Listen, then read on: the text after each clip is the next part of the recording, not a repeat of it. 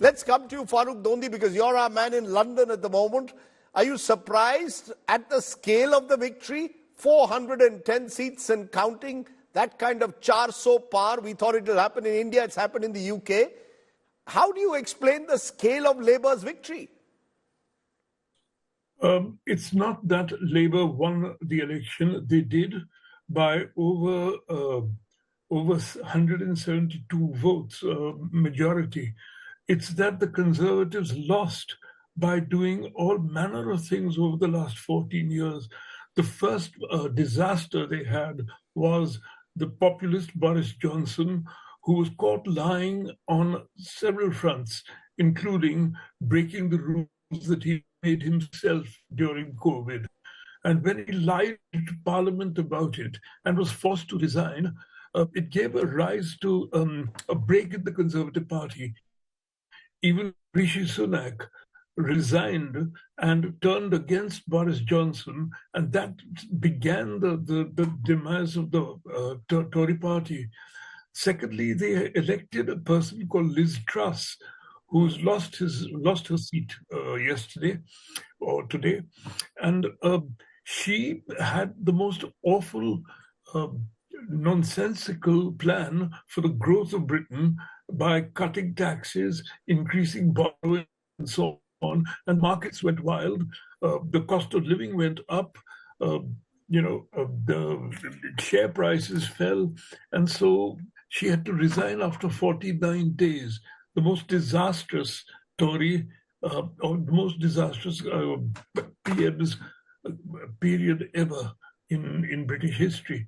And then, of course, they got Rishi Sunak, who didn't do what the right wing wanted, and the right wing fell away, and he couldn't control immigration. He had a mad scheme about sending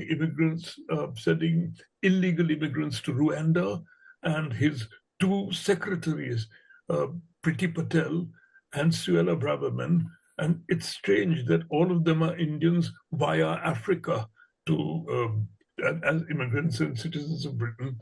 They all talked about this Rwanda plan, and it was branded as racist. And then somebody who was even more anti-immigrant, like the Reform Party and Nigel Farage, turned up, and they attacked the immigration plan and the NHS plans, which had gone wrong. So it was really a protest vote against the Tories. So you're saying it's a protest vote against the Tories rather than so much an affirmation against of Labour. Remember, Labour's only got really 35% vote share. They've got a disproportionate number of seats. But Navtesh Sarna, you heard Farrukh Dhondy. Give us a sense of a history of the last 10 years where the Tories have moved from one disaster to another. In a sense, is it the economy stupid, the failure to handle the economy in tough times across the world, given what's happened in Ukraine? We've COVID before that. This has been a tough period of 5 years, so incumbent governments are finding it difficult. Even Narendra Modi, who was expected to get 300 plus, eventually ended up at 240. At least he can claim he didn't lose. Yes, thank you, Rajdeep. I agree with what Farrukh has said. Only I would take it back a little further, because even under David Cameron, we saw, this completely whimsical idea of doing a Brexit referendum, which suddenly became a major issue and actually resulted in Brexit.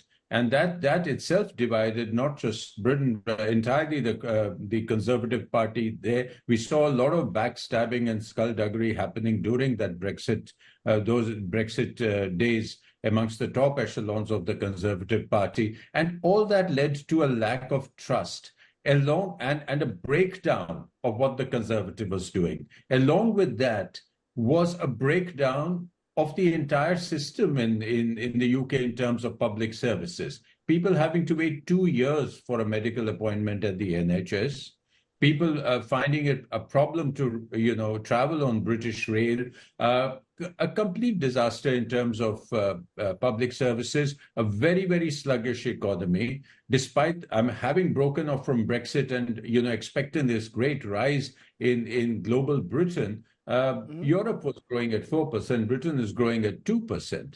So it was the economy, it was the scandals, it was the infighting amongst the Tories, and all that combined to make this an anti-incumbency feeling to beat all anti-incumbency feelings. And that's the result. You're right, the Labour share has only gone up about 2% in terms of vote share. But in terms of seats, it's the worst defeat the Tories have suffered for more than 100 years. So that's the history.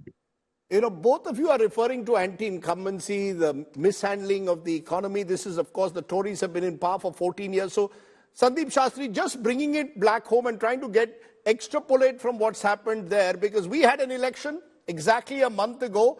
The general impression was that Prime Minister Modi would be even further strengthened. Instead, he's been diminished, got 240, but still won in terms of the fact the NDA has a majority. So he could well claim, unlike other parts of the world, and we're seeing what's happening in France. We saw the South African government also diminish a few weeks ago. Do you believe that Mr. Modi could turn around and say, look, in an age of anti-incumbency across the world, I've at least survived and lived to tell the tale?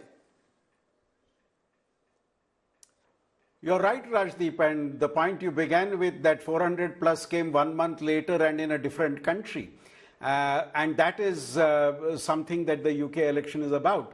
And clearly Mr. Modi would make the point that the BJP may have had reduced numbers, but the NDA was voted to power, and this has been the burden of the song that the NDA and its members have sung in the Lok Sabha in the Thanksgiving address to the President.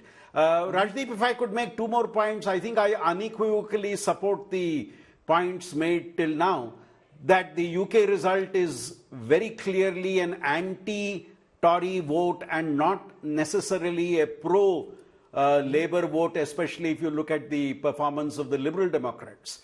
Given the fact that in 14 years they had 5 prime ministers and the frequent change and the controversies associated with them, let's also remember that never in a UK election have 12 sitting ministers lost the election. I'm told the largest number in the past has been 4 ministers. And again, in the last 100 years, I'm told former prime minister has never lost the election. And this has happened in the UK this time.